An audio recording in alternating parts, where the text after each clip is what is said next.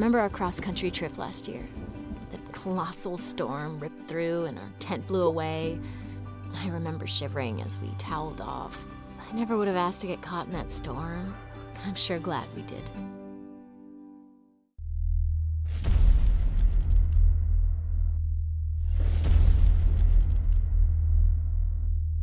Hi, I'm Carly Krouse, and welcome to the Indiana Gazette's weekly preview video as we head into the final week of the regular season. We're coming to you from Indiana High School, where the Indians have a big game on tap on Friday night.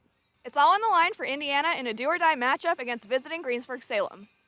The winner will earn the fourth and final spot in the WPIAL Class 4A Big 8 Conference, while the loser will end its season under the lights here, where Indiana is still searching for its first home victory this season. The Indians and Golden Lions each have 3 wins over the bottom 3 teams in the section, but Indiana finally put together its best performance of the season under coach Brandon Overdorf with 355 rushing yards and a 41-7 victory over Laurel Highlands last week. It's crossover weekend in the Heritage Conference, with the league's 10 teams traveling to take on their counterparts from the Westpac. The biggest game is Saturday night when Ligonier Valley takes on Shade at Winber Stadium in the Appalachian Bowl. The 2 high-powered offenses will square off as Ligonier Valley goes after its 3rd straight Appalachian Bowl title. Here's how the other games stack up 2 through 10, with 8 of the 10 Heritage Conference teams already having secured playoff berths.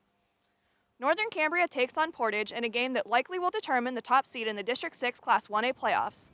Both teams enter the game at 7-2, separated by only 10 points in the rankings. United, 5-4 in the winner of 3 straight games, faces Conemaugh Township, which comes in at 7-2. The Lions have secured a first-round home game in the District 6 Class 1A playoffs and can set up a more favorable first-round matchup with a win. West Shamokin, coming off last week's win over Homer Center, squares off against Myersdale in a matchup of 5-4 teams. The Wolves can secure a Class 2A playoff berth with a win and stay out of the dreaded 7 and 8 spots in the 8-team playoff field. Homer Center plays at Winber in a matchup of 5-4 teams. The Wildcats are looking for a win to secure a first-round home game in the Class 1A playoffs. Marion Center, having its best season since 2011, is chasing a Class 2A playoff berth when it heads to Conemaugh Valley for a game on Saturday afternoon. The Stingers sit in 9th place, 1 spot out of the playoff position in an 8-team field. They can make a big jump in the standings with a win and losses by 2 teams directly in front of them, West Branch and Cambria Heights, both of which will be underdogs going into their games this week. Penns Manor has secured its 12th straight playoff berth and can secure a first-round home game with a victory at Berlin in a matchup of 4 and 5 teams. Salzburg has qualified for the playoffs for the first time since 2011. The Trojans play at Black Lake Valley in a matchup of 3 and 6 teams, and the Trojans even have a chance to start the playoffs at home if they can pull off another victory and get some help from a couple teams above them in the rankings. Purchase Line and Blairsville are playing to finish their seasons on a high note. Neither team can garner enough points this weekend to advance to the postseason, but both young teams are looking to build toward next year.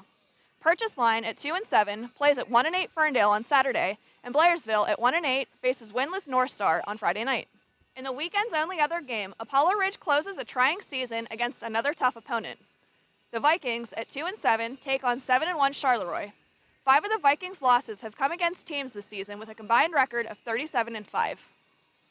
That's it for this week, but we'll be back next week to talk more about the playoffs. Thanks for watching, and remember you can check out live scoring on Friday nights and read about the games in print and online at indianagazette.com.